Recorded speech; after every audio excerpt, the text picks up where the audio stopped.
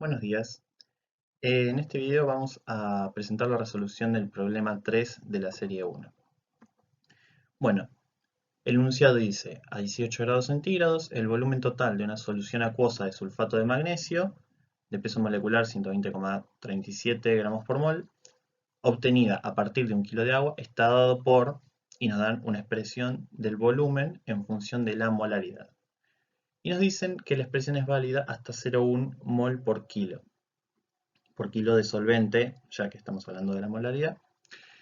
Y nos preguntan cuál es el volumen parcial molar de la sal y del agua en una solución de 0,05 molal.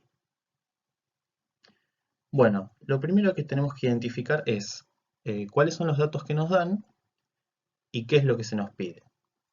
Entonces, como datos, nos dicen que la expresión está dada para una base de cálculo de 1 kilo de agua, nos dan la expresión, nos dan un rango de validez de la expresión,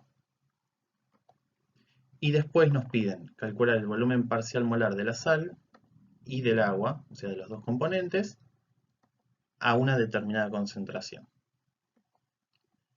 Bueno, para empezar, el volumen parcial molar tiene una definición que es la variación del volumen con respecto al número de moles del componente que estamos analizando, a temperatura, presión y número de moles del otro componente constante.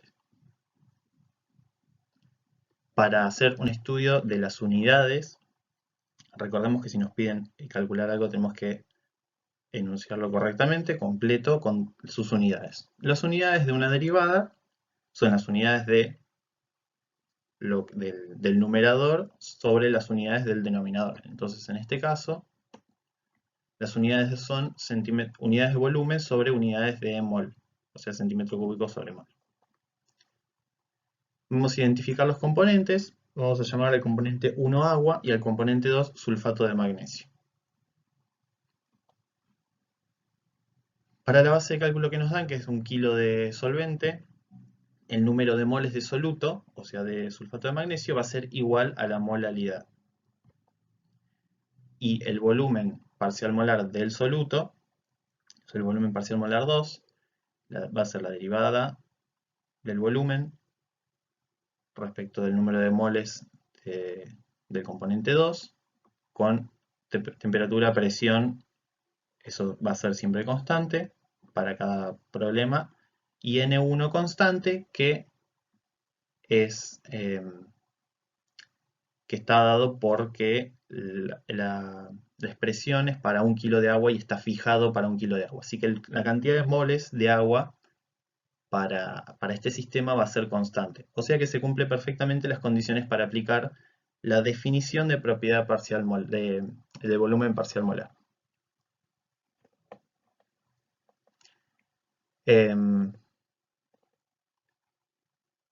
La derivada del volumen respecto del número de moles de 2, como el número de moles de 2 es igual a la molaridad, termina siendo la derivada del volumen respecto de la molaridad. Dicho esto, el volumen parcial molar de 2 va a ser simplemente derivar la expresión del volumen que nos dan respecto de la molaridad. Si hacemos la derivada, nos da esa expresión. Conviene que si ustedes están viendo este video, vayan pausando y vayan intentando resolverlo ustedes, tratando de adelantarse a lo que yo digo para de esa manera poder, digamos, también ustedes practicar y que no sea simplemente que ustedes están viendo la resolución de una forma pasiva. Bueno, después, como nos piden a una determinada concentración, evaluamos esa expresión para la molaridad que nos piden y de esa manera calculamos el volumen parcial molar del sulfato de magnesio para, para la molaridad que nos dicen.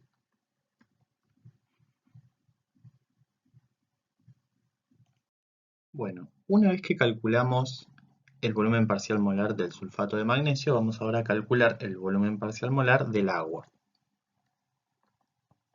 Nosotros teníamos la definición de volumen parcial molar. Si le aplicamos al agua, o sea al componente 1, sería la derivada del volumen respecto del número de moles de agua, manteniendo constante la temperatura, la presión y el número de moles de sulfato de magnesio. Esta expresión no la podemos aplicar ya que nosotros la expresión del volumen la tenemos para, para la molalidad del soluto variable y número de solvente fijo. Y este no sería el caso. Necesitaríamos una expresión que el volumen sea variable en función del solvente y que fijo en función del soluto. Entonces, para poder calcular tenemos que utilizar el teorema de Euler, que relaciona las propiedades parciales molares con la propiedad total del sistema. La expresión que tenemos es de forma general para cualquier propiedad, así que nosotros tenemos un sistema de dos componentes y la propiedad que estamos evaluando es el volumen.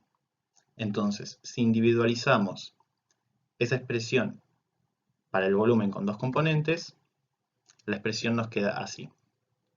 El número de moles del componente 1 por el volumen parcial molar del componente 1, más el número de moles del componente 2 por el volumen parcial molar del componente 2, va a ser igual al volumen total. Con esa expresión lo que vamos a hacer es simplemente reemplazar todos los datos que tenemos para la concentración que nos piden. Entonces, el número de moles del componente 1, del agua, corresponde con 1 kilo de agua que está fijo por el enunciado. Recordando que la masa molar del agua es 18 gramos por mol, eso da 55,55 moles de agua. El número de moles de soluto va a ser el coincidente con la molalidad, o sea, va a ser 0,05 mol. El volumen parcial molar del componente 2 lo calculamos en la diapositiva anterior. Y nos queda todavía nos queda resolver cuánto es el volumen. Para eso lo que vamos a hacer es reemplazar la molalidad que tenemos en la expresión que nos dan. Ese es el valor al que llegamos. Una vez que tenemos todo eso, reemplazamos en la ecuación esos valores y nos queda como incógnita el volumen parcial molar del componente 1. Ahí lo despejamos y deberían llegar a ese valor.